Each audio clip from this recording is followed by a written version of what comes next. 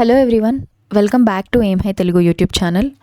So ఎవరైతే students 10th class చదివిన వాళ్ళు ఉంటారో వాళ్ళందరికీ కూడా 10th పాస్ అయిన వాళ్ళు ఉంటారో వాళ్ళందరికీ కూడా ఇది ఒక గోల్డెన్ ఆపర్చునిటీ అని చెప్పొచ్చు. Because Reserve Bank of India రీసెంట్గా ఆఫీస్ అటెండెంట్ పోస్ట్కి రిక్రూట్మెంట్ నోటిఫికేషన్ రిలీజ్ చేసింది. సో ఇప్పుడు ఆ నోటిఫికేషన్, అఫీషియల్ నోటిఫికేషన్ మనం బ్రీఫ్గా డిస్కస్ చేయబోతున్నాం. Okay, so let's get into the video. So ముందుగా రిలీజ్ చేసినటువంటి organisation is RBI, Reserve Bank of India. మీరు జాబ్ చేసేది ఇందులోనే. సో పోస్ట్ నేమ్ వచ్చేటప్పటికి ఆఫీస్ అటెండెంట్ అనమాట. టోటల్గా 572 vacancies has been released. So coming to the salary pay cycle. So మీ యొక్క basic, I'm not talking about gross, I'm talking about basic pay అనేది starting from 24,250 rupees వరకు ఉంటుంది. And total ఎమాల్మెంట్స్ అన్నీ కలిపి గ్రాస్ అరౌండ్ 46,000 పైన ఉంటుంది. సో సెలెక్షన్ ప్రాసెస్ వచ్చేటప్పటికి ఓన్లీ ఒక ఆన్లైన్ టెస్ట్ ఉంటుంది. దాంతోపాటు లాంగ్వేజ్ ప్రొఫిషియన్సీ టెస్ట్ అనేది ఉంటుంది. సో మీరు ఏదైతే లొకేషన్కి, ఆఫీస్కి అప్లై చేసుకుంటారో ఆ రీజన్కి సంబంధించినటువంటి లోకల్ లాంగ్వేజ్లో మీరు ప్రొఫిషియెంట్గా ఉండాలంటే మీకు చదవడం, రాయడం, వినడం, అర్థం చేసుకోవడము ఖచ్చితంగా రావాల్సి ఉంటుంది. So online test followed by a LPT అనమాట. Okay, so coming to the vacancies has been divided category wise అనమాట. సో మీరు ఓన్లీ ఒక ఆఫీస్కి మాత్రమే ఎట్ ఏ టైం మీరు అప్లై చేసుకోగలుగుతారు. You cannot apply for multiple offices అనమాట. ఓకే, సో ఇందులో కనుక చూసుకున్నట్టయితే మనము జనరల్ ఆర్ అన్రిజర్వ్డ్కి మనకి 291 వేకెన్సీస్ రిలీజ్ చేశారు. ఈడబ్ల్యూఎస్ కేటగిరీకి 51, ఎస్టీ కేటగిరీకి 58, ఎస్సీ కేటగిరీకి 89 అండ్ ఓబీసీకి 83 వేకెన్సీస్ అనేవి రిలీజ్ చేయడం జరిగింది. So same has been posted in this notification also. మీరు RBI.org.in అనే వెబ్సైట్లోకి వెళ్ళి డైరెక్ట్గా మీరు ఎప్పటికప్పుడు అప్డేట్స్ అనేవి తెలుసుకోవచ్చు. సో ఇక్కడ మనం చూసుకున్నట్టయితే మీరు మోడ్ ఆఫ్ అప్లికేషన్ అనేది త్రూ ఆన్లైన్, బికాజ్ డేట్స్ అనేవి ఆల్రెడీ స్టార్ట్ అయిపోయినాయి. So before going to that I'll just show a quick summary. Important dates కనుక మనం చూసుకున్నట్టయితే January 15th నుంచి మనకి ఆన్లైన్ అప్లికేషన్స్ అలాగే ఫీ పేమెంట్స్ అనేవి స్టార్ట్ అయిపోతాయి. So it's already been started అనమాట.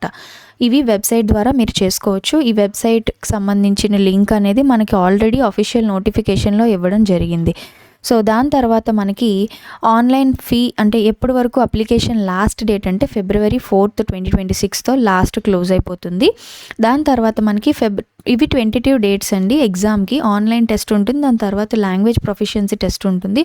సో February 28th అలాగే March 1st ఎగ్జామ్ అనేది ఉంటుంది, which is tentative. It might change or might remain same. Okay, so ఇక్కడ మనకి డిస్క్లైమర్ కూడా ఇచ్చారు, bank has rights to change the dates of online test అని.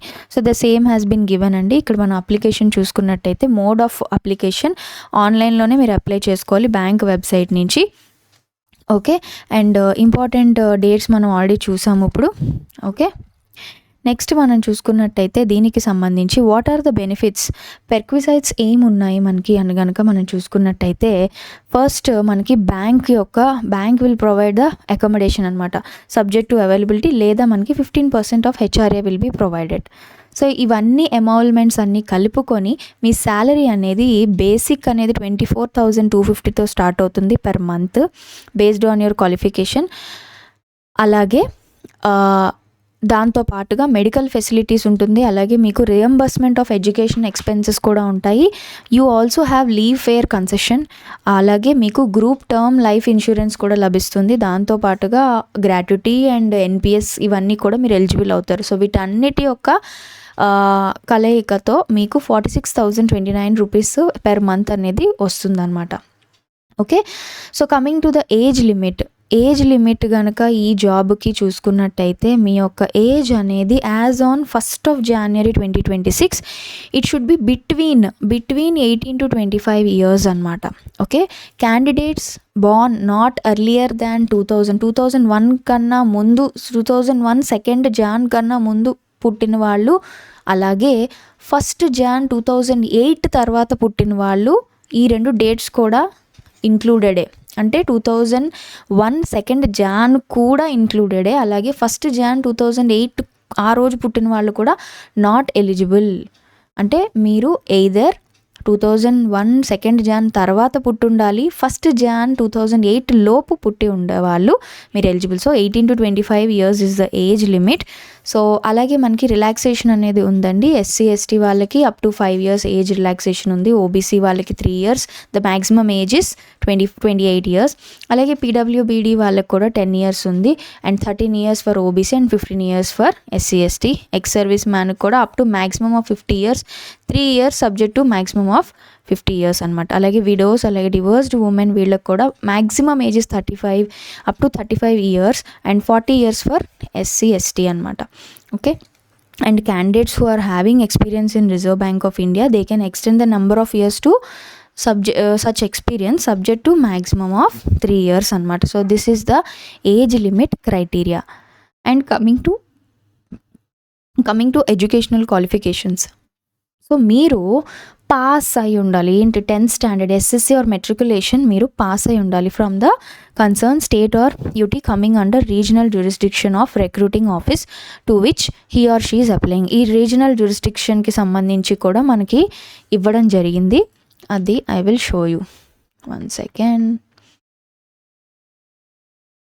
So ఇక్కడ regional jurisdiction offices of recruiting అన్నారు కదా. సో ఇక్కడ చూడండి, అహ్మదాబాద్, బెంగళూరు, భోపాల్ కర్ణాటక, అలాగే హైదరాబాద్కి ఆంధ్రప్రదేశ్ అండ్ తెలంగాణ అనమాట. ఓకే, సో ఈ విధంగా మనకి the regional jurisdiction of recruiting offices is given in NX 14. So the candidate should be an undergraduate as on 1st Jan 2026. అంటే యాజ్ ఆన్ Jan 1st 2026కి మీరు అండర్ గ్రాడ్యుయేట్ అయి ఉండాలి. అంటే you should not be a graduate or more than that. మీరు degree complete అయి ఉండకూడదు, మీరు degree చదువుతూ ఉండాలి. ఓకే, గ్రాడ్యుయేట్స్ అండ్ అలాగే candidates processing higher qualification are not eligible. Okay, so ఇది ఓన్లీ 10th పాస్ అయిన వాళ్ళకి మాత్రమే. అలాగే candidate belong to ex service man category should have passed 10th and rendered at least 15 years of service అనమాట. Okay, and next coming to the scheme of selection. So age limit చూసాము, education qualification చూసాము, and scheme of selection కనుక చూసుకున్నట్టయితే మనం చెప్పాము online test ఉంది, అలాగే language proficiency test అయితే ఉంది. ఆన్లైన్ టెస్ట్ అనేది మల్టిపుల్ చాయిస్ అండి, then we have negative marking also. So మనకు ఉండే సబ్జెక్ట్స్ ఏంటి అంటే reasoning, general English, general awareness, అలాగే న్యూమరికల్ ఎబిలిటీ అన్నీ కూడా మనకి టోటల్ 120 questions ఉంటాయి. ఈచ్ 30 questions విచ్ 30 marks, అంటే ఒక్కొక్కటి కూడా ఒక్కొక్క మార్క్ క్యారీ చేస్తుంది. వీ హ్యావ్ 90 minutes, అంటే 1.5 hourలో మనము 120 questions 120 marksకి రాయాల్సి ఉంటుంది. అయితే ఇక్కడ చూడండి, దాని తర్వాత ఎవరైతే short listed from the online test they have to undergo the language proficiency test అనమాట. సో ఈ లాంగ్వేజ్ ప్రొఫిషియన్సీ టెస్ట్ అనేది జస్ట్ క్వాలిఫైయింగ్ ఇన్ నేచరే and will be conducted in official or local language of the state concerned as detail. So మనం select చేసుకున్నటువంటి region బట్టి కూడా మనకి language proficiency test అనేది ఉంటుందన్నమాట. So candidates are not proficient in the official or local language as per LPT shall be disqualified. Even though ఇది qualifying in nature అయినప్పటికీ కూడా మీరు అందులో క్వాలిఫై అవ్వకపోతే we will be disqualified అనమాట. ఓకే, సో ఎల్పిటి టెస్ట్కి సంబంధించి లోకల్ లాంగ్వేజెస్ ఏంటి అనేది చూద్దాం. సో అహ్మదాబాద్కి గుజరాతీ, బెంగళూరుకి కన్నడ, భోపాల్కి హిందీ, అండ్ అలాగే భువనేశ్వర్కి ఒడియా, చండీగఢ్కి పంజాబ్, చెన్నైకి తమిళ్, అలాగే గౌహతి, హైదరాబాద్కి తెలుగు, ఇలా ప్రతి దానికి కూడా రీజనల్ లాంగ్వేజెస్ అనేవి ఇచ్చారనమాట. You should be perfect in this. Coming to other things, ఈ ఎంటైర్ ఆన్లైన్ టెస్ట్ కూడా మనకి జనరల్ ఇంగ్లీష్కి తప్ప మనకి మీరు ఇక్కడ చూసుకున్నట్టయితే చూడండి 4 subjectsలో జనరల్ ఇంగ్లీష్ ఒకటి ఉంది. జనరల్ ఇంగ్లీష్ తప్ప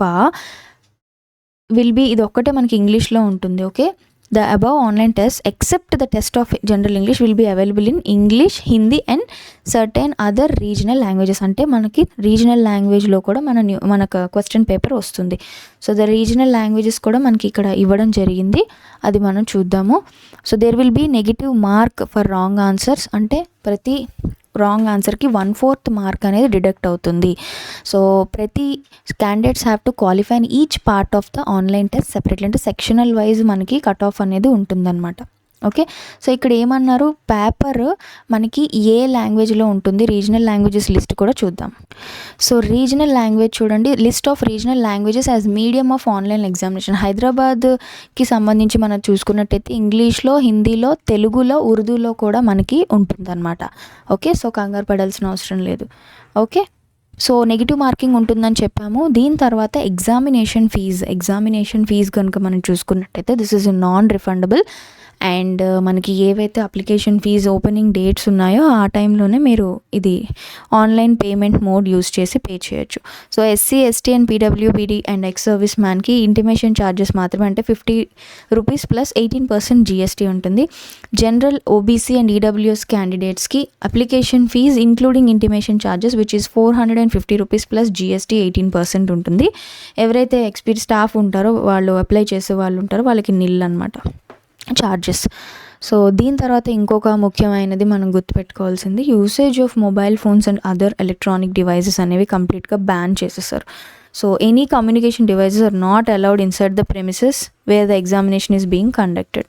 so any misuse can be lead to the disqualification and banning from future examinations also. Calculators కూడా నాట్ అలౌడ్ అనమాట.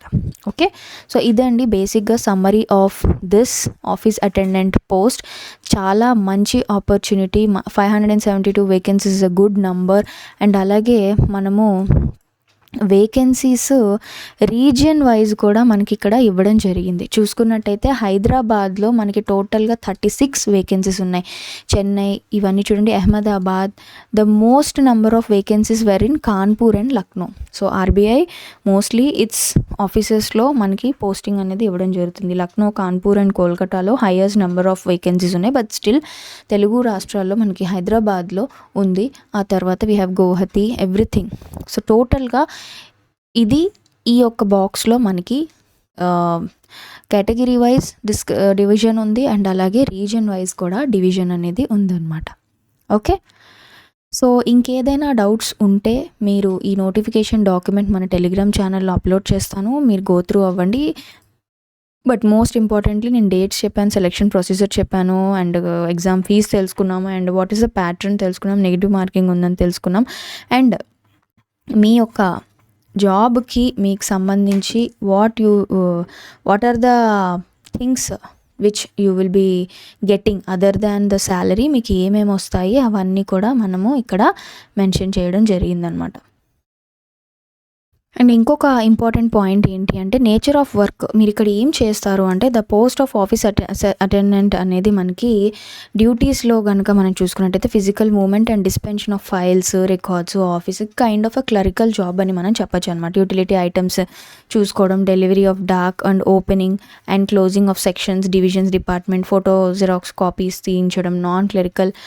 In other non clerical and routine works any other work is assigned by the seniors of the bank as per. మీ యొక్క seniors మీకు assign చేసే work బట్టి మీ యొక్క work allocation అంతా, ఫైల్స్ మూవ్ చేసుకోవడం, అదర్ థింగ్స్ అన్నీ టేక్ కేర్ చేయడం వీటిల్లోనే ఉంటుందన్నమాట మోస్ట్లీ మీ వర్క్ అంతా. ఓకే.